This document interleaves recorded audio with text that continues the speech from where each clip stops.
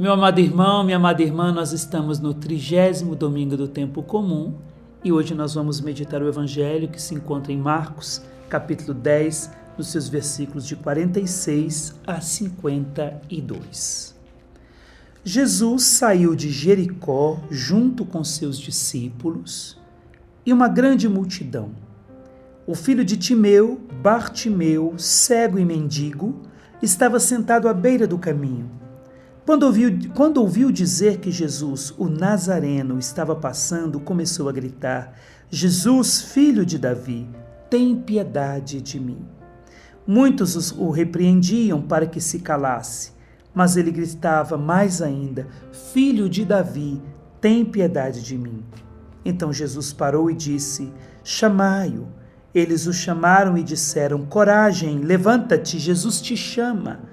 O cego jogou o manto, deu um pulo e foi até Jesus. Então Jesus lhe perguntou: O que queres que eu te faça? O cego respondeu: Mestre, que eu veja. Jesus disse: Vai, a tua fé te curou. No mesmo instante ele recuperou a vista e seguia Jesus pelo caminho. Vamos lá. É um evangelho belíssimo, riquíssimo, nós poderíamos ficar em muitos detalhes desse evangelho, mas não é o nosso objetivo. Então vou dar algumas pinceladas em alguns versículos e alguns detalhes para nos ajudar a rezar, orar, meditar e contemplar com esse evangelho. Então o versículo 46 vai dizer que Jesus saiu de Jericó. Que cidade é essa, Jericó? Jericó é a cidade mais baixa do mundo. Ela está mais ou menos a 400 metros abaixo do nível do mar. E, ao mesmo tempo, é a cidade mais velha também do mundo, segundo os estudiosos. A cidade das fortalezas a derrubar. Você se lembra das muralhas de Jericó? Então, ela se tornou a cidade cujas muralhas e as fortalezas devem ser derrubadas. A cidade dos gigantes da maldição era considerada a cidade onde tinha os gigantes da maldição. Então, ou seja, é uma cidade de combate que precisa ser combatida, porque lá existem gigantes de maldição que devem ser derrubados. Numa época remota de muitos anos, aí em Jericó se adorava a lua. Então ela foi considerada a cidade da lua, a cidade dos astros, do paganismo, onde se adora a luz da criatura ao invés de adorar o próprio Criador. É a imagem do mundo mergulhado no pecado desde muito tempo. Por isso que a cidade mais antiga, a cidade mais velha, ela representa o homem, representa o mundo antigo, velho, mergulhado no pecado desde muito tempo, carcomido, enrijecido no próprio pecado, escravo da idolatria. Então, é a cidade onde adoram a luz da criatura, no lugar do Criador, como eu disse. É a cidade velha que não quis o novo. Lembra, nas bodas de Caná, geralmente é aquilo que eles disseram: vocês deixaram o melhor vinho para agora. Jesus veio apresentar o novo, o vinho novo, e eles preferiram, e muitos preferiram continuar com o antigo, com a cidade velha.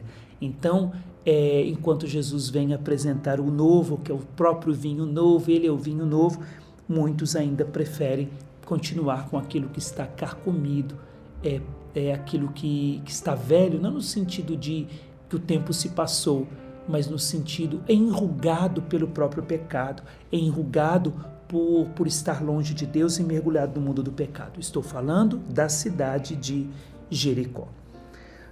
É interessante que vai dizer que se nós pegarmos na Sagrada Escritura, eu vou pegar Marcos 10 na Sagrada Escritura, porque aqui na liturgia ela não traz um detalhe que eu gostaria de trazer com você aqui na Bíblia. Marcos 10, o versículo de hoje está no 46, né? Então Marcos 10 vai dizer assim. Aqui vai dizer que Jesus saiu de Jericó na liturgia, quando Jesus estava saindo da cidade. Só que na Sagrada Escritura nós vemos um versículo bem pequenininho, uma frase bem pequena que diz: chegaram a Jericó. depois, quando Jesus estava saindo da cidade. Não é interessante isso? Chegou em Jericó, não falou nada que ele fez em Jericó, já disse que ele estava saindo de Jericó. Será que foi apenas uma passagem de Jesus em Jericó? Ou seja, por que Jesus entra em Jericó? Jesus não fez nada em Jericó aqui nesse evangelho. Jesus entra em Jericó e sai de Jericó. Só que ele não sai sozinho. Olha o que diz. Jesus saiu de Jericó junto com seus discípulos e uma grande multidão. Então Jesus entra em Jericó e não fica em Jericó, logo em seguida sai de Jericó com uma grande multidão. Então significa que ele entrou em Jericó só para tirar uma grande multidão. Não é isso que nós vemos quando Jesus morre na cruz? Jesus morre, mas não fica na morte. 3 dias depois ele saiu da morte e saiu da morte com uma multidão resgatada, renovada, liberta da idolatria e de tudo aquilo que é velho e carcomido para receber o novo que Deus tinha, que era a vida de Deus para o homem, a ressurreição. Então ele volta na cidade velha, ele volta até o homem velho que é Adão para devolver a novidade do evangelho, devolver a vida bela, sem rugas e sem manchas, conquistada pelo seu sangue. Então, da mesma forma que Jesus entra em Jericó, sai de Jericó, por pouco tempo sai de Jericó com a multidão, Jesus entra na morte, não fica nela, sai da morte também com a multidão. E nós vemos no evangelho que o filho de Timeu, aqui tem nome Bartimeu, mas conhecido como cego e mendigo, filho de Timeu, Bartimeu, cego e mendigo, conhecido então como cego e mendigo. O cego estava sentado à beira do caminho. Então nós vemos que o cego já tinha saído de Jericó. Tinha saído, mas era mendigo e cego. Por que era o mendigo? Porque era cego, era mendigo. O grande sofrimento do cego na Sagrada Escritura, ainda mais para um homem, é de não poder ler a Torá, de não poder ler a palavra de Deus, ver com seus próprios olhos as letras que Deus escreveu com seu próprio dedo e entregou para Moisés. Então, ou seja, a maior tristeza é saber que não podia contemplar aquilo que Deus fez e escreveu e entregou para o homem. Já era cego, então tinha essa dor na alma. E mendigo, ou seja, dependia dos outros para tudo. Não tinha vida própria, não tinha as rédeas da sua própria vida, sempre mendigando, sempre dependendo da miséria e das esmolas dos outros, sempre vivendo na sombra dos outros. Isso nós vemos até com o seu nome, filho de Timeu, Bartimeu, ainda teve que dizer, ou seja, alguém que estava vivendo na sombra dos outros, porque era mendigo, dependia da bondade dos outros. Bartimeu. Aqui o evangelho traz o nome dele, a palavra Bar e Timeu. Aqui é uma mistura do aramaico Bar, que significa filho, e de Timeu no grego, que significa glória. Então, ou seja, filho da glória. Alguém que foi criado, pensado por Deus para ser filho da glória, destinado à glória de Deus, aquilo que no evangelho de domingo passado, Tiago e João pediram para Jesus, que queriam, quando Jesus estivesse na sua glória, eles queriam sentar à sua direita e à sua esquerda. Aqui nós vemos alguém destinado para a glória de Deus, destinado para viver na vida de Deus e viver na glória de Deus, mas se encontrava mendigo e cego e ainda à beira do caminho. Diferente daquilo que vai dizer João 14,6. Jesus é o caminho, a verdade e a vida. Ele estava à beira do caminho, ele não estava no caminho, estava como cego, como mendigo. E o interessante, meu irmão, minha irmã, que vai dizer que quando Jesus o chamou, ele jogou o manto. Esse manto, todo mendigo e que era cego, tinha um manto preto que caracterizava os cegos, ou seja, o manto preto. Um mendigo que tinha um manto preto, as pessoas já viam. É alguém que está na morte, é alguém que está nas trevas, é alguém que não enxerga, é alguém que precisa de uma esmola realmente, porque não é só mendigo, não consegue trabalhar, é alguém que é cego. Então, qual que era a identidade do mendigo que era cego? A identidade dele era o manto.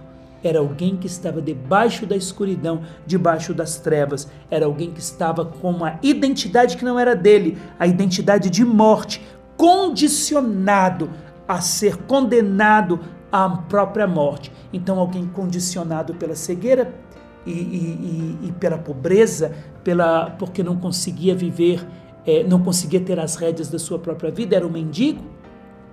E ao mesmo tempo, então, só que o Evangelho diz que ele tem um nome, para dizer que, na realidade, a identidade desse homem era viver para a glória de Deus e viver a glória de Deus, alguém destinado à glória de Deus.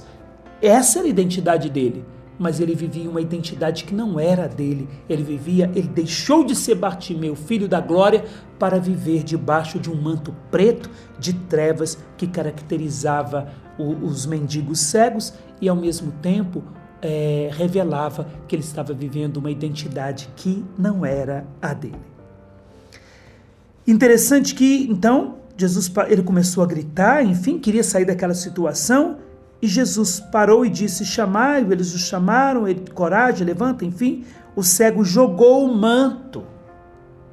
Não está dizendo que ele dobrou o manto para depois voltar. Ele jogou aquela identidade que foi imposta sobre ele, porque no seu interior, no seu coração, ele queria viver aquilo para o qual ele havia sido chamado, que era ser filho da glória de Deus. E Jesus era a única chance que ele tinha para sair da escuridão.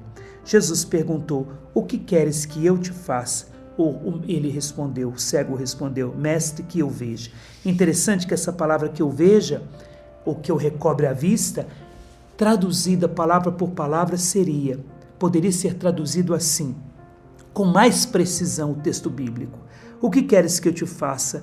Que eu levante o meu olhar para ti, para a tua direção. Olha que belíssima essa tradução que poderia ser feita com mais precisão. Não apenas que eu recobre a vista, não que eu apenas volte a ver com os meus olhos, mas que eu levante o meu olhar para ti, para a tua direção. E só assim, com meu olhar voltado para ti, eu aprenderei a buscar as coisas do alto e sairei desse condicionamento que é a cegueira, que eu sairei desse condicionamento que é mendigar, que eu sairei de debaixo desse manto escuro, preto de trevas e de morte que está sobre mim. Só levantando os meus olhos na tua direção, levantando os meus olhos para ti, é que eu sairei dessa situação e serei curado e liberto. Jesus disse então, vai, a tua fé te curou. Aqui é belíssimo o que o Evangelho diz. O homem que no versículo 46 estava à beira do caminho, o versículo 52 diz, no mesmo instante ele recuperou a vista e seguia Jesus pelo caminho. Agora ele não está mais à beira do caminho, ele não está mais à margem do caminho, agora ele está dentro do caminho, agora ele está no caminho, que é o próprio Jesus. Por isso, meu querido, minha querida, nesse domingo, vamos pedir isso ao Senhor. Vamos ouvir a voz do Senhor que nos diz, o que queres que eu te faça? Senhor, que eu levante o meu olhar para ti, que eu levante o meu olhar em tua direção e que eu assuma a minha identidade mais profunda, que eu assuma a minha vocação, que eu assuma o meu chamado, que é ser filho da glória, viver na tua presença, viver a vida de Deus e sair dessa cidade velha que é Jericó, derrubar os gigantes da maldição e viver somente na bênção de Deus. Sair do lugar baixo no meio dessa multidão e ir para o lugar alto, o lugar da tua presença, Senhor. Que o Senhor te abençoe neste dia, Ele que é Pai e Filho e Espírito Santo.